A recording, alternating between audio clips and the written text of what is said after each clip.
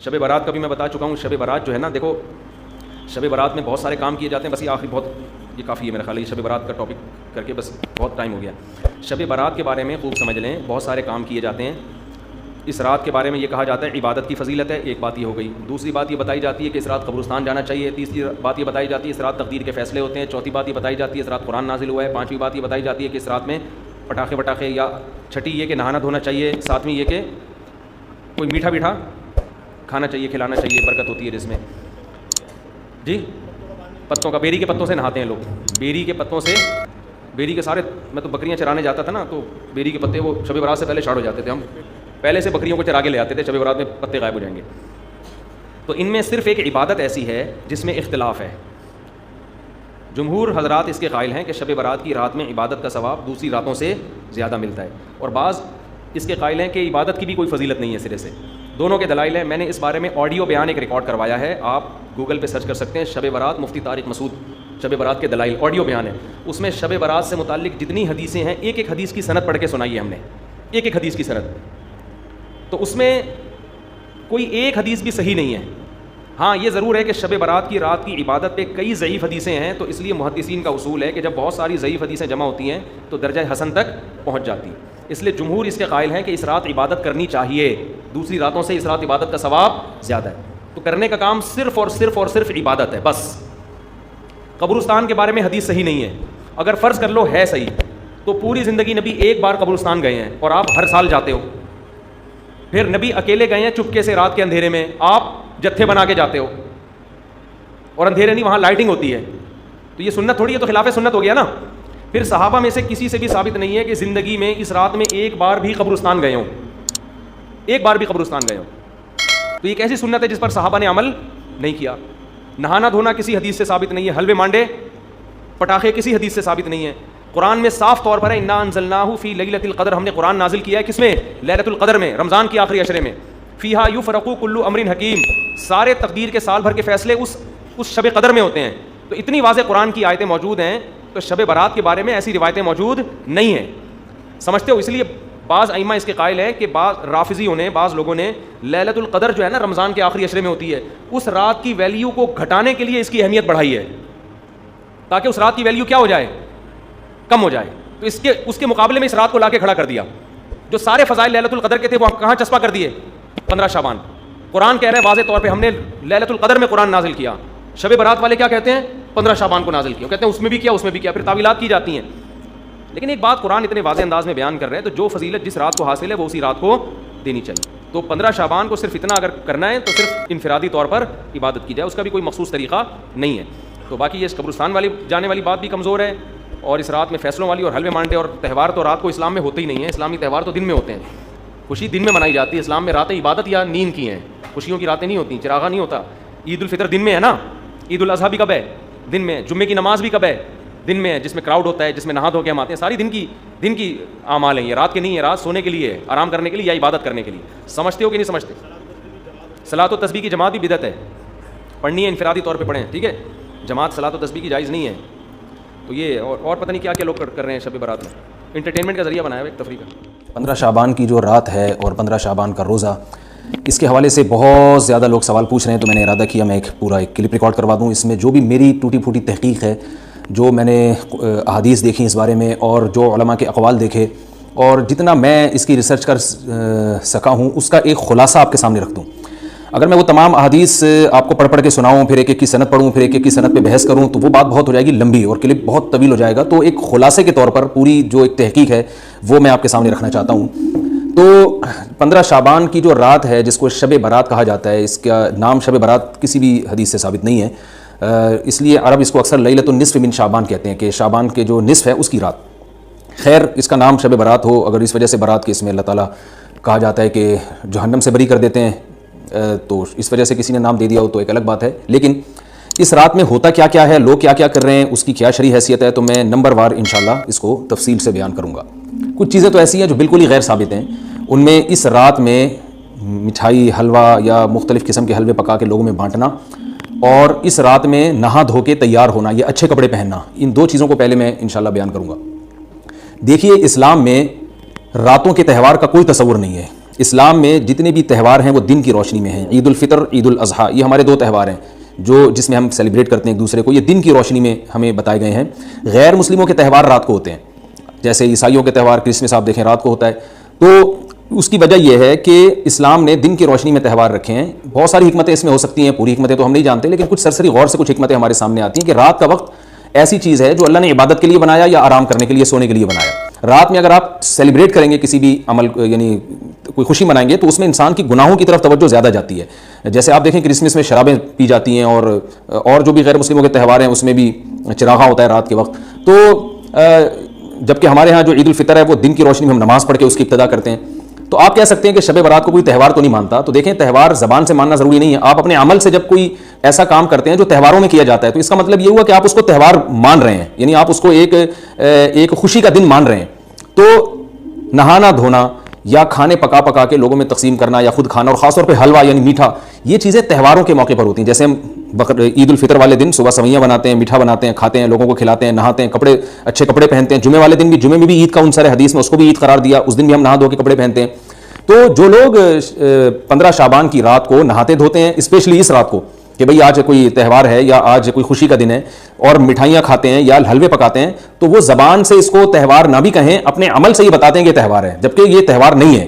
اسلام میں کوئی اس کی ایک ضعیف روایت بھی نہیں ہے کہ آپ صلی اللہ علیہ وسلم نے، میرے علم میں نہیں ہے کم از کم، ہو سکتا ہے کوئی موضوع من گھڑت روایت موجود ہو جس میں کوئی کہیں بھی نہیں ہے کہ آپ صلی اللہ علیہ وسلم نے اس رات کو ہمیں نہانے کا حکم دیا ہو، یا اچھے کپڑے پہننے کا حکم دیا ہو، یا کھانے پینے کا یا حلوے کھلانے کا، حلوے مانڈے کا ہمیں حکم دیا ہو. تو اللہ کا واسطہ یہ بدعت ہے، اس کو ختم کریں اپنے معاشرے سے.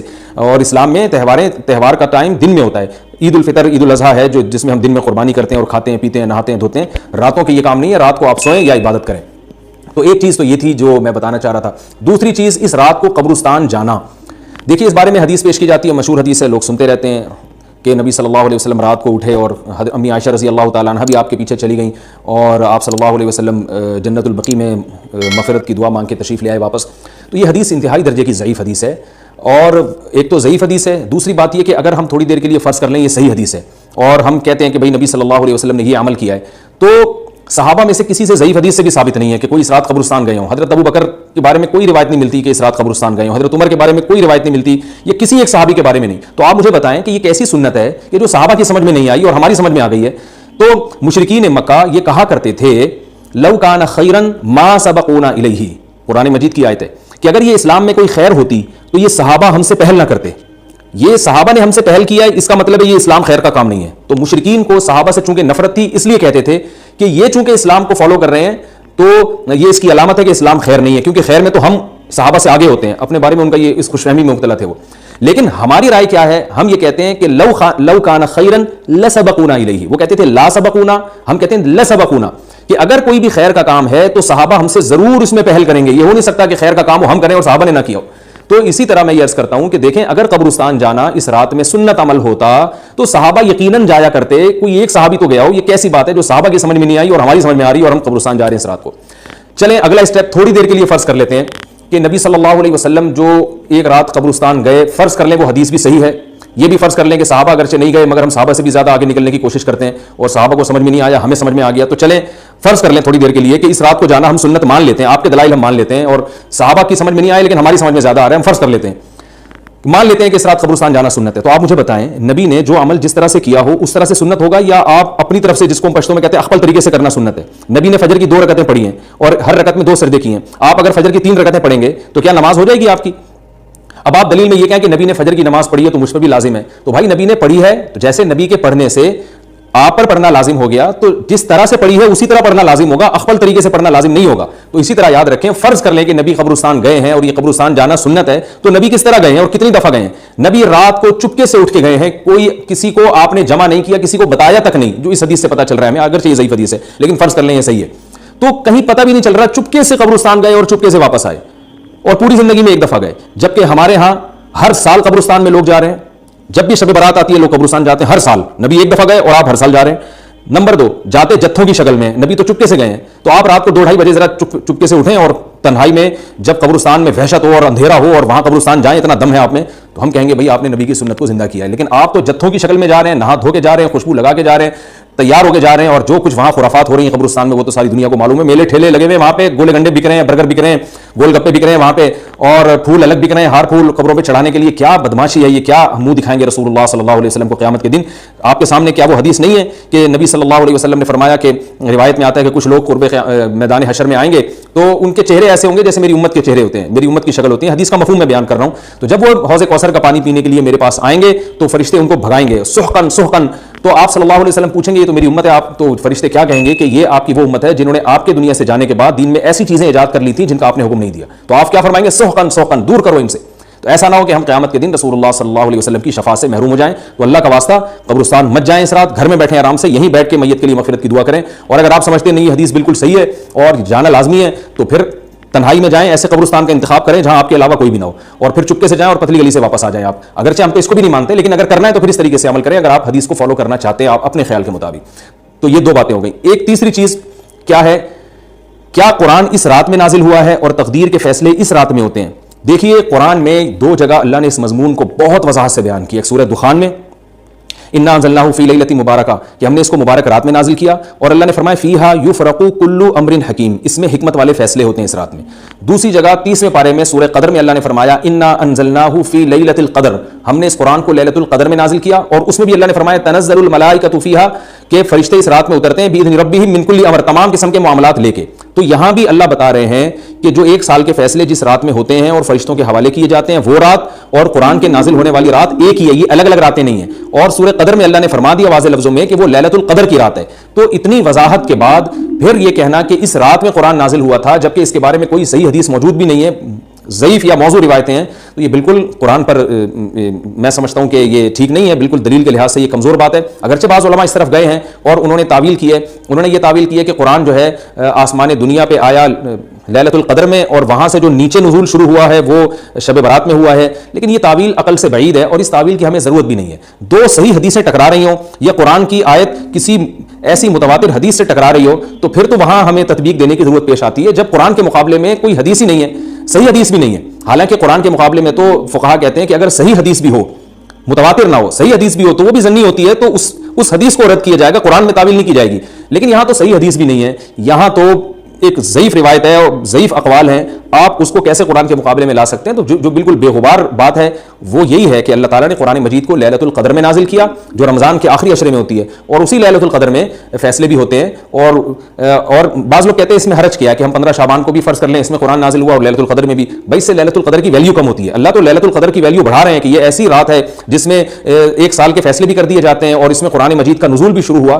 تو جو جس رات کو اللہ نے جو پروٹوکول دیا ہے وہی پروٹوکول اس کو دینا چاہیے, آپ اس کو کسی اور رات کو نہ دیں وہ پروٹوکول. تو یہ تیسرا مسئلہ ہوا. پہلا مسئلہ حلوے مانڈے کا اور نہانے دھونے کا, وہ بھی غلط ہے. دوسرا مسئلہ قبرستان جانے کا, وہ بھی ٹھیک نہیں ہے. تیسرا مسئلہ کہ اس رات میں قرآن نازل ہوا اور فیصلے ہوتے ہیں, یہ تیسری بات بھی غلط ہے. نہ تو اس رات میں قرآن نازل ہوا اور نہ اس رات میں فیصلے ہوتے ہیں. چوتھی چیز کہ کیا اس رات کی میں عبادت کی کوئی فضیلت ہے سرے سے یا نہیں ہے, یہ ایک علمی مسئلہ ہے. تو اس بارے میں خوب اچھی طرح سمجھ لیں کہ اس بارے میں جتنی بھی احادیث ہیں جو اس رات کی فضیلت کے بارے میں ہیں کہ بنو کلب کی بکریوں کے برابر مغفرت ہوتی ہے اور بکریوں کے بالوں کے برابر, اور یا جو بھی اس بارے میں روایات ہیں کہ سب کی بخشش ہو جاتی ہے سوائے اس شخص کے جو کسی کے دل میں کینہ رکھتا ہے, تو یہ جتنی اس رات کی فضیلت میں احادیث ہیں تو ایک بات تو خوب اچھی طرح سمجھ لیں, اس پر تمام محدثین کا, جہاں تک میں نے دیکھا ہے, تمام محدثین کا اتفاق ہے کہ اس کی فضیلت میں صحیح حدیث ایک بھی نہیں ہے. اس رات کی فضیلت میں ایک بھی صحیح حدیث موجود نہیں ہے. لیکن ضعیف روایتیں اتنی کثرت سے ہیں کہ ایک الگ محدثین کا اصول ہے کہ جب ضعیف روایتیں کی سندیں زیادہ ہو جائیں تو وہ حسن بن جاتی ہے, یعنی قابل قبول ہو جاتی ہے وہ, کیونکہ بہت ساری کمزور چیزیں مل کے اس میں کچھ قوت پیدا کر دیتی ہیں.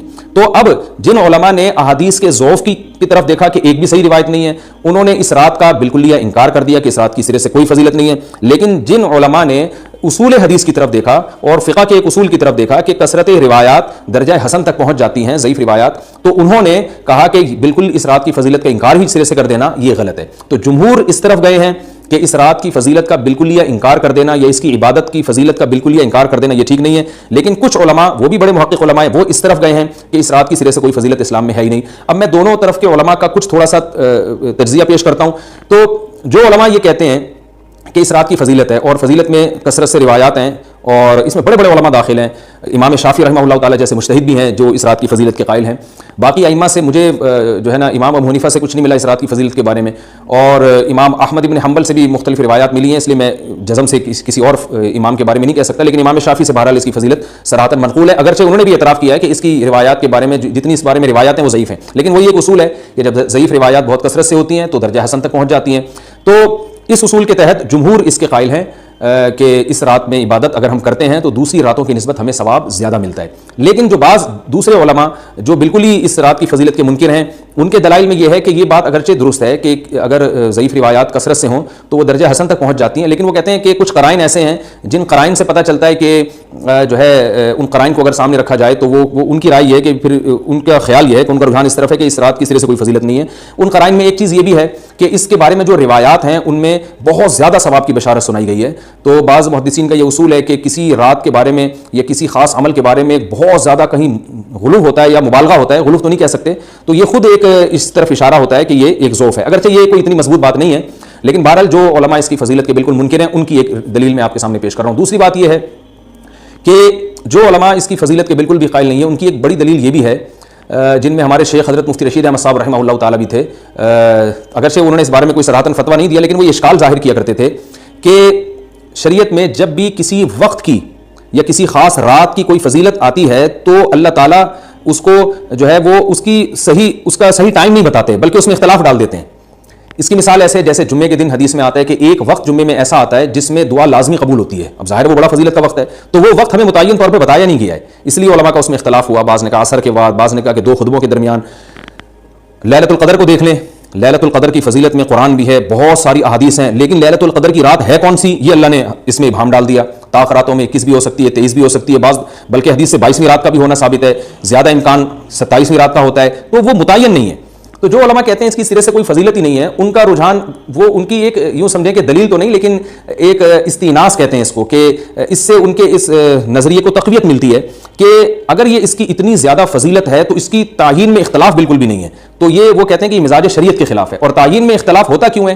علماء نے بیان کیا اگر لیلۃ القدر کو متعین طور پہ بیان کر دیا جاتا ہے نا کہ یہی لیلۃ القدر ہے, تو بہت ساری اس میں جو ہے نا حکمتیں فوت ہو جاتی, جن میں ایک یہ بھی کہ اس رات میں جہاں عبادت کا ثواب بہت ہے گناہ کا عذاب بھی بہت ہے. پھر اگر اس رات میں کوئی گناہ کرتا تو وہ اللہ کے عذاب سے نہ بچ پاتا, کیونکہ وہ اللہ متعین کر دیا کہ یہ لیلۃ القدر ہے, تو کیسے تم اس میں گناہ کر رہے ہو. اب معاملہ اللہ نے مبہم رکھ دیا کہ بھائی یہ بھی ہو سکتی ہے تو اگلے دن بھی ہو سکتی ہے. اور ایک فائدہ یہ بھی اس میں رکھا متعین نہ کرنے میں کہ لیلۃ القدر انہی کو ملے جو تلاش کریں, جو پورا عشرہ جاگیں گے ان کو لیلۃ القدر ملے گی. اگر اللہ اسپیسیفک دن بتا دیتا کہ 21ویں ہے, 23ویں ہے, یا 25ویں ہے, یا 22ویں ہے, تو بہت سارے لوگوں کو لیلۃ القدر مل جاتی. تو اللہ نے جو مبہم رکھا ہے نا, تو ایک رات کی فضیلت اللہ نے بڑھا دی مگر اس کی تعیین میں ابہام پیدا کر دیا تاکہ جو پورا عشرہ جاگے گا اسی کو لیلۃ القدر ملے گی, اس کے علاوہ ہر آدمی کو نہ ملے. وہ ایک اللہ کی ایک حکمت ہو سکتی ہے اس میں. تو یہ 2 حکمتیں ہیں کہ اس میں گناہ اگر کوئی کرے تو اس پر عذاب نہ آ جائے, کیونکہ اگر متعین کر دیا جائے گا تو پھر گناہ کیسے تم کر رہے ہو اس رات میں. تو اللہ نے اس میں بھی ابہام پیدا کر دیا. جو گناہ کرنے والا ہے اگرچہ وہ بڑا گناہ گار ہے اس رات میں, چاہے وہ رمضان کا آخری عشرے میں کسی رات میں بھی گناہ کرتا ہے, لیکن کم از کم اتنا عذر تو ہے کہ اس کو کیا پتا تھا کہ یہ آج لیلۃ القدر ہوگی. تو جو 15 شعبان کی رات ہے اس کی بہت زیادہ فضیلت ہے, تو پھر یہ رات کو متعین کیوں کر دیا گیا؟ یہ ان علماء کی دلیل میں بیان کر رہا ہوں جو اس کی فضیلت کے بالکل بھی قائل نہیں ہے. لیکن بہرحال حقیقت یہ ہے کہ جمہور علماء اس کی فضیلت کے قائل ہیں, کیونکہ یہ جو میں نے دلائل دیے وہ علماء جو اس کی فضیلت کے سرے سے منکر ہیں ان کے یہ دلائل کو ہم دلیل نہیں کہیں گے بلکہ استئناس کہیں گے.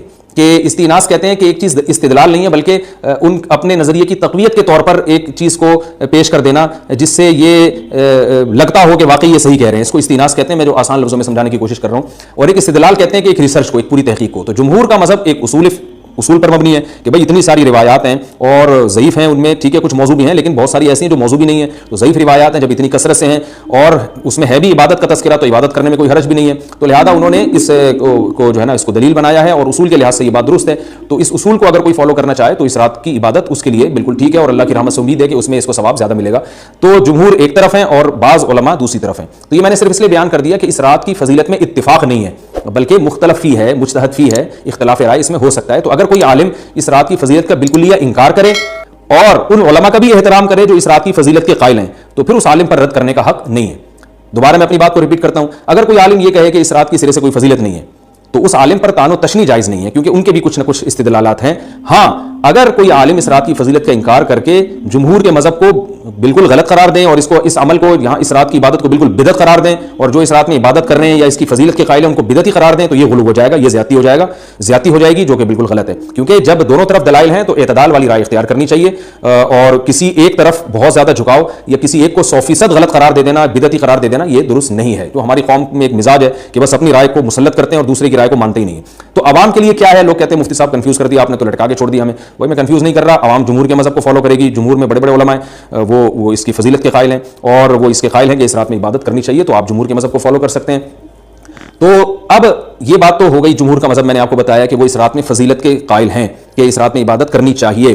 لیکن کیسے کرنی چاہیے اس پر تمام علماء کا اتفاق ہے کہ مسجد میں جتھے بنا کے جانا یا اجتماعی عبادت کرنا یہ بالکل بدعت ہے, بالکل ناجائز ہے. اسی طرح کوئی مخصوص قسم کی نماز پڑھنا کہ پہلی رکعت میں یہ والی صورت, تو دوسری میں یہ والی صورت, تو تیسری میں یہ والی صورت, یہ بالکل بدعت ہے. صلاۃ و تسبیح کی جماعتیں بدعت ہیں.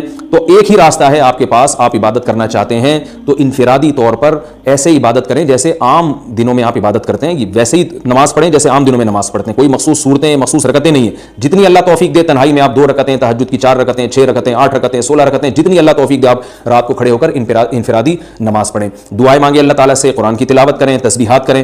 جتھے نہ بنائیں مسجد میں, چراغا نہ کریں, بتیاں نہ لگائیں, قبرستانوں پہ رش نہ کریں. یہ سب ناجائز اور سب حرام ہے, گناہ ہے, اس کا اسلام میں کوئی تصور نہیں. کرنا ہے تو صرف ایک کام آپ کر سکتے ہیں کہ صرف عبادت کریں, اور اللہ کی رحمت سے امید کی جا سکتی ہے کہ اللہ تعالیٰ اس رات میں آپ کو عبادت کا دوسری راتوں کی نسبت ثواب عطا فرمائے گا. کیونکہ آپ اگر جمہور علماء کو فالو کر رہے ہیں تو ہمیں یعنی جن کے پاس علم نہیں ہے تو ان کو علماء ہی کو فالو کرنے کا اللہ نے حکم دیا ہے. تو آپ جمہور علماء کی رائے پر عمل کرتے ہوئے اگر عبادت کرنا چاہیں تو اللہ کی رحمت سے امید ہے کہ انشاءاللہ آپ کو ثواب ملے گا. لیکن عبادت کا کوئی مخصوص طریقہ ہرگز نہیں ہے.